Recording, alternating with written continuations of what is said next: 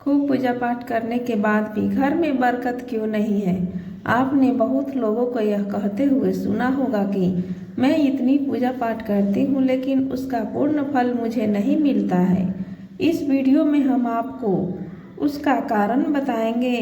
असल में जाने अनजाने में कुछ लोग पूजा के दौरान कई तरह की गलतियां कर बैठते हैं, जिसकी वजह से उन्हें पूजा का पूर्ण फल नहीं मिल पाता और पूजा अधूरी रह जाती है। ऐसे में अगर आप गलत विधियों और नियमों के साथ पूजा करते हैं तो इसका विपरीत प्रभाव भी पड़ सकता है। चलिए जानते हैं कि घर में और मंदिर में पूजा करने का सही तरीका क्या है।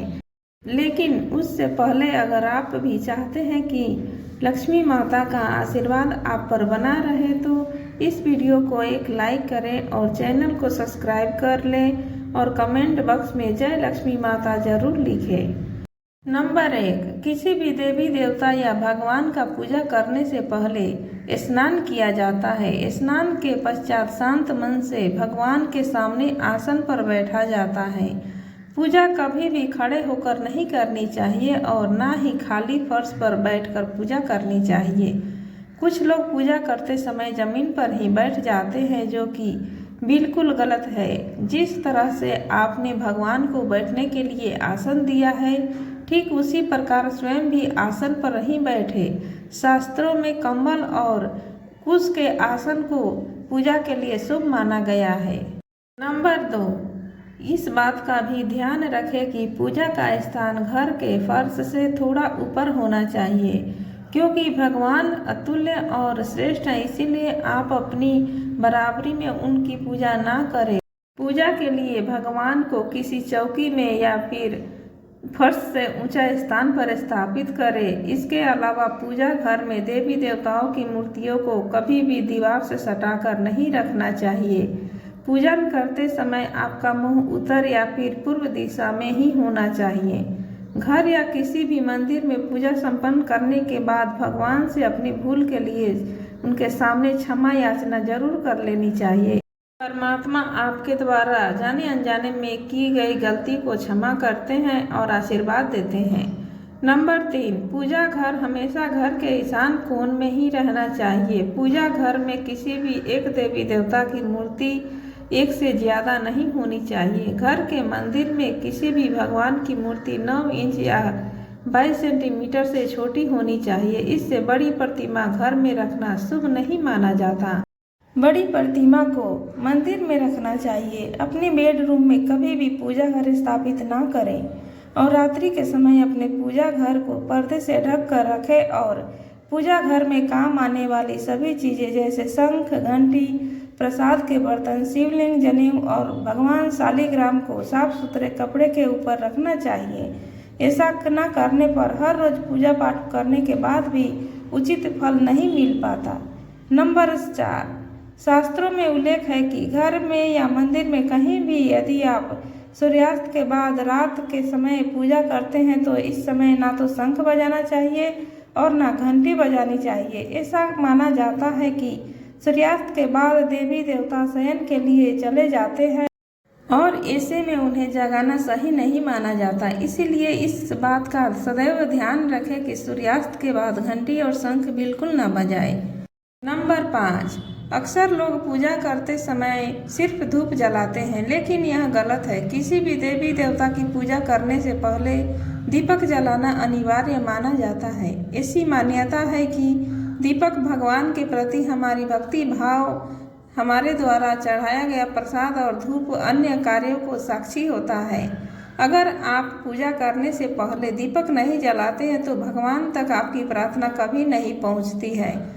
आजकल ज़्यादातर घरों में अगरबत्ती का इस्तेमाल किया जाता है, परंतु कभी भी पूजा करते वक्त अगरबत्ती का इस्तेमाल नहीं करनी चाहिए, क्योंकि अगरबत्ती में बांस की डंडी का इस्तेमाल किया जाता है। हिंदू शास्त्र में पूजा में बांस का इस्तेमाल वर्जित माना गया है, इसीलिए हमेशा पूजा में दीपक का इस्तेमाल करना चाहिए। नंबर 6, अपने मंदिर या पूजा घर में कभी भी नग्न मूर्तियां ना रखें। देवताओं को वस्त्र सील कर पहनाएं। आजकल बाजार में भी देवी देवताओं के वस्त्र उपलब्ध होते हैं, आप चाहे तो बाजार से ले सकते हैं। हमेशा देवता की पसंद के अनुसार या फिर शुभता को ध्यान में रखते हुए ही वस्त्र धारण करवाना चाहिए। सूर्य, गणेश, दुर्गा, शिव और विष्णु यह पंचदेव कहलाते हैं। इनकी पूजा सभी कार्यों में अनिवार्य रूप से की जाती है। प्रतिदिन पूजा करते समय इन पंचदेवों का ध्यान अवश्य करना चाहिए। इससे माता लक्ष्मी की कृपा और समृद्धि प्राप्त होती है। नंबर 7, आप चाहे किसी भी देवी देवता का पूजन कर रहे हो, लेकिन सर्वप्रथम हमेशा भगवान गणेश को ही प्रणाम किया जाता है। किसी भी हवन या किसी भी शुभ कार्य की शुरुआत में भगवान गणेश को प्रणाम करके ही की जाती है। ऐसा कहा जाता है कि भगवान गणेश को प्रणाम किए बिना पूजा करने से उसके फल की प्राप्ति नहीं होती। नंबर 8, बिना सिर ढके पूजा नहीं करनी चाहिए। मान्यता है कि बिना सिर ढके पूजा करने से इसका पूर्ण फल आपको प्राप्त नहीं होता है। पूजा के दौरान सिर ढकना भगवान के प्रति श्रद्धा भाव को दर्शाता है। पूजा के दौरान सिर ढकने का धार्मिक कारण के साथ वैज्ञानिक कारण भी बताए गए हैं। इसीलिए स्त्री हो या पुरुष पूजा के दौरान सिर जरूर ढके। कभी भी भगवान को एक हाथ से प्रणाम नहीं करना चाहिए। हमेशा पूरी तरह से झुककर दोनों हाथ से प्रणाम करना चाहिए। 9, जब भी आप पूजा करने किसी मंदिर में जाते हैं तो आपको मंदिर में जो प्रसाद मिलता है उसे मंदिर में ही खाना चाहिए। भले ही आप उस प्रसाद को थोड़ा सा हिस्सा ही मंदिर में क्यों न खाएं, बाकी हिस्सा घर ले जाने के लिए रख सकते हैं। यह ईश्वर के प्रति आपकी श्रद्धा का प्रतीक है। आप जब भी मंदिर जाते हैं तो आपको एक बार घंटी जरूर बजाना चाहिए। ऐसा माना जाता है कि घंटा बजाने से आपका संदेश सीधा ईश्वर तक पहुंचता है। घर में पूजा करने के बाद शंख घंटी को बजाना महत्वपूर्ण माना जाता है। इससे घर में सकारात्मक ऊर्जा आती है। नंबर 10, हमेशा इस बात का ध्यान रखें कि कभी भी दीपक से दीपक नहीं जलाना चाहिए। शास्त्रों के अनुसार जो व्यक्ति दीपक से दीपक जलाते हैं वह रोगी होते हैं। नहाने से पहले ही भगवान को चढ़ाने के फूल तोड़ लेना चाहिए। नहाने के बाद फूल तोड़ने पर फूल स्वयं को चढ़ाया हुआ माना जाता है। ऐसा शास्त्रों में कहा गया है। पूजा पाठ करते समय या फिर किसी भी समय दीपक, शंख, भगवान की मूर्ति या तस्वीर, सोने के आभूषण और शालिग्राम को कभी भी सीधे जमीन या फर्श पर नहीं रखना चाहिए। नंबर 11, घर या मंदिर में पूजा के समय भगवान की आरती करते समय भगवान विष्णु के सामने 12 बार, सूर्य देव के सामने 7 बार, देवी दुर्गा के सामने 9 बार, शंकर भगवान के सामने 11 बार और गणेश जी के सामने 4 बार आरती घुमानी चाहिए।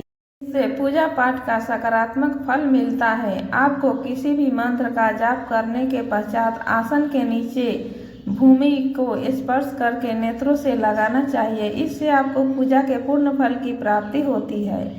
नंबर 12, अगर आप किसी खास प्रयोजन के लिए कोई पूजा अनुष्ठान कराते हैं तो उसके लिए संकल्प को पूरा करने में ज़्यादा समय नहीं लगाना चाहिए। अगर आपने कहीं किसी को दान करने का संकल्प लिया है तो उसे जितना जल्दी हो सके पूरा कर देना चाहिए। संकल्प को पूरा करने में देरी से पूजा अनुष्ठान का पूरा लाभ नहीं मिल पाता है। नंबर 13, किसी को भी कोई वस्तु दान दक्षिणा हमेशा दाहिने हाथ से ही देनी चाहिए।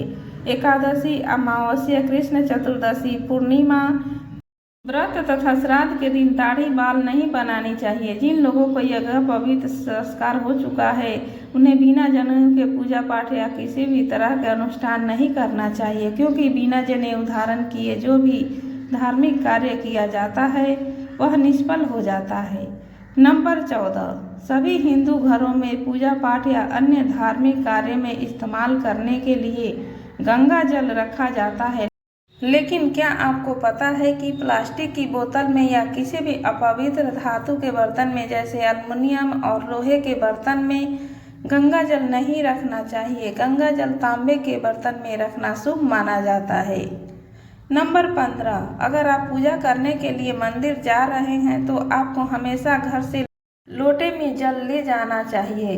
कभी भी मंदिर में रखे जल से ईश्वर का जलाभिषेक नहीं करना चाहिए। जब आप भी जल चढ़ाकर मंदिर से वापस आए तब आपको ध्यान देना चाहिए कि जल का लोटा कभी भी खाली घर वापस न लाएं।